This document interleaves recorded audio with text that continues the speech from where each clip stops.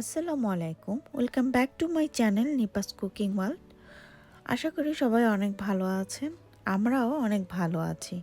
আজকে আমি আপনাদের জন্য ভিন্ন ধরনের একটা নতুন রেসিপি নিয়ে হাজির হলাম। সেটা হচ্ছে আটা অথবা ময়দা যেটাই বলেন না কেন সেইটার বরফি। আমরা তো অনেক ধরনের বরফি খেয়েছি, কিন্তু কখনো আটা বা ময়দা দিয়ে বরফি করেছি না। তো চলুন দেখে নেওয়া যাক এই মজাদার আটা অথবা ময়দা দিয়ে বরফিটা আমি কিভাবে বানালাম। এর জন্য আমি চুলায় একটা ফ্রাই প্যান রেখে তারপর 1 কাপ ময়দা, আমি 1 কাপ পরিমাণ ময়দা সেটাতে নিয়ে চুলার হিটটা মিডিয়াম করে দিয়ে মিডিয়াম টু লোতে রেখে এই ময়দাটা আমি কন্টিনিউ নেড়ে চেড়ে ভেজে নিব যতক্ষণ পর্যন্ত না ময়দার যে একটা কাঁচা স্মেল আছে সেই স্মেলটা যতক্ষণ পর্যন্ত চলে না যাবে। এই কাজটা অবশ্যই করতে হবে, নয়তো বা বরফিটা যখন বানাবেন, যখন আপনি খাবেন তখন একটা আটা অথবা ময়দা ময়দা একটা স্মেল আসবে। সেই স্মেলটা যদি আপনি এই ময়দাটাকে এই পর্যায়ে খুব ভালো করে ভেজে নেন তাহলে তখন আর ওই স্মেলটা আসবে না। আমি এখানে 1 কাপ ময়দার সাথে অ্যাড করে দিলাম 1/4 চা চামচ লবণ এবং 1/4 চা চামচ, আর এর সাথে অ্যাড করে দিলাম 1/4 চা চামচ এলাচ গুঁড়ো। এলাচ গুঁড়োটা অবশ্যই দিতে হবে, নয়তো বা একটা যে সুন্দর গন্ধ, সেই গন্ধটা আপনি পাবেন না। আমরা জানি যে কোনো মিষ্টিতে এলাচ গুঁড়োটা দিলে সেটার একটা অন্যরকম ফ্লেভার আসে, আর সের জন্যই এই এলাচ গুঁড়োটা অ্যাড করা। তো এই এলাচ গুঁড়ো দেওয়ার পর আর লবণ দেওয়ার পর আমি কন্টিনিউ এই ময়দাটাকে ভেজে নিব যতক্ষণ পর্যন্ত না ময়দাটার একটা গন্ধ না চলে যায়। এটা ভাজতে ভাজতেই আপনি বুঝতে পারবেন যে আপনার ময়দাটা আর কাঁচা নেই, এটার গন্ধটা চেঞ্জ হয়ে গিয়েছে। তখন আমি এখানে অ্যাড করে দিলাম 1 কাপ ময়দার সাথে এখানে আমি অ্যাড করে দিলাম 1/2 কাপ বাটার। এখানে আপনি বাটারের বদলে ঘিও দিতে পারেন, তেলও দিতে পারেন। তবে আপনি যদি প্রপার টেস্টটা চান তাহলে অবশ্যই এখানে বাটারটা অ্যাড করতে হবে। এখানে ঘি দিলেও হবে না, তেল দিলেও হবে না, এখানে বাটারটাই দিতে হবে। তো বাটারটা দেওয়ার পর আমি কন্টিনিউ এটাকে ঝুরঝুরো করে একটা ব্রেড ক্রামসের মতো দেখাবে আমি এইভাবে ভেজে নিব আরও 10 থেকে 15 মিনিট। এই কাজটা অনেক মানে রেখে রেখে করা যাবে না, এটাকে কন্টিনিউ এইভাবে নেড়েচেড়েই করতে হবে। যার কারণে আমি পুরো ভিডিওটি আপনাকে দেখিয়েছি যে আমি কিভাবে করেছি, দেখতেই পাচ্ছেন আমি কন্টিনিউ এটাকে নেড়ে যাচ্ছি 1 সেকেন্ডের জন্য, কিন্তু আমি এটাকে নাড়া বন্ধ করছি না। তো আপনাদের এই কাজটা করতে হবে। এটা একটু বানাতে একটু কষ্ট, বাট খেতে অনেকটা সুস্বাদু।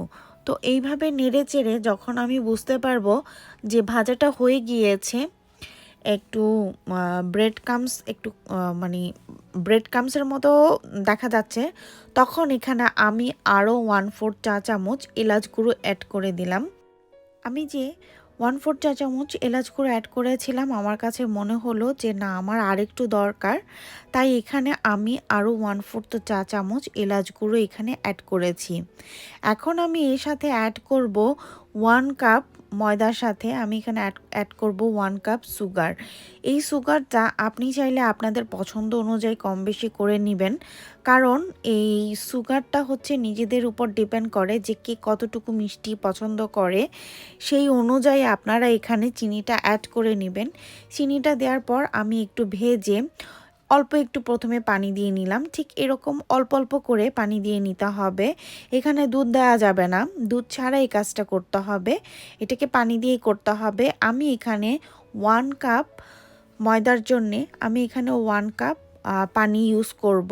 কারো বেশি বা কম লাগতে পারে, এটা ডিপেন্ড করে যে মানে ময়দার কোয়ালিটির উপর, যে আমার 1 কাপ লেগেছে বলে আপনার যে 1 কাপই লাগবে তা না। তো আপনারা আপনাদের ময়দার পরিমাণ অনুযায়ী এখানে পানি অ্যাড করে নেবেন। আমার এখানে 1 কাপ ময়দার জন্য 1 কাপই পানি লেগেছে।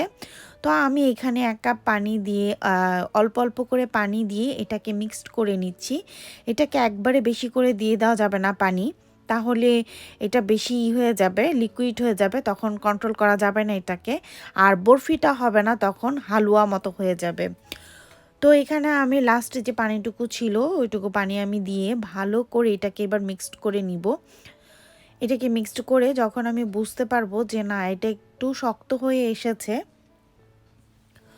তখন আমি এটাকে একটা বাটিতে ঢেলে নিব। তো দেখুন আমার এটা এখনও হয়নি, আমি কন্টিনিউ নেড়ে যাচ্ছি।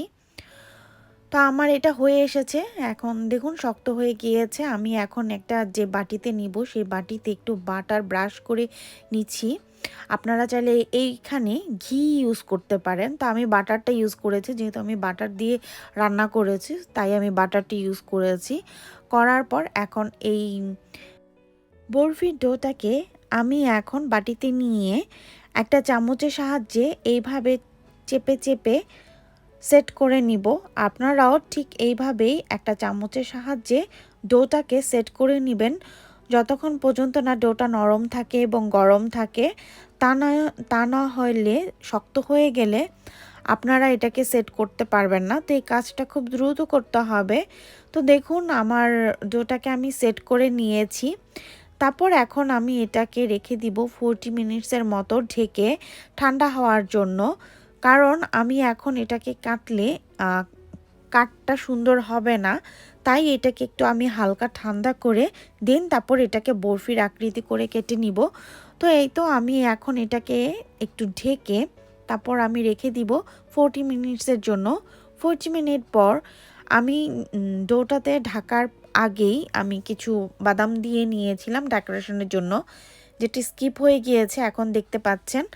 তো এই তো যখন ঠান্ডা হয়ে আসবে তখন আমি এরকম বরফির সাইজ করে কেটে নিলাম। আমি একটু বড় সাইজ করেই কেটে নিলাম, আপনারা চাইলে সাইজটা আর একটু ছোট করতে পারেন।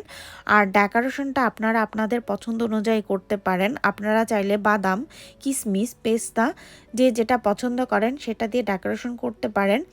আমি আপনাদেরকে একটু তুলে দেখানোর চেষ্টা করছি যে বরফিটা দেখতে কেমন হয়েছে। দেখতে যেমন সুন্দর হয়েছে, খেতেও অসাধারণ। যদি আপনাদের হাতে সময় থাকে এইভাবে বানিয়ে দেখতে পারেন যে বরফিটা খেতে কতটা ইয়াম্মি আর কতটা মজা। এটা আসলে দেখে বোঝা যাবে না, এটা বানিয়ে না খাওয়া পর্যন্ত এটা বোঝা যাবে না যে এই বরফিটা খেতে কতটা মজা। তো আমার চ্যানেলটাকে যারা সাবস্ক্রাইব করেছেন তাদেরকে অসংখ্য ধন্যবাদ। আর যারা আমার চ্যানেলটাকে এখনও সাবস্ক্রাইব করেননি তাদেরকে রিকোয়েস্ট করব যে আমার চ্যানেলটাকে সাবস্ক্রাইব করে পাশে থাকা বেল বাটনটা অন করে দিবেন, যাতে আমার নতুন নতুন ভিডিওগুলো সবার আগে আপনারা দেখতে পান।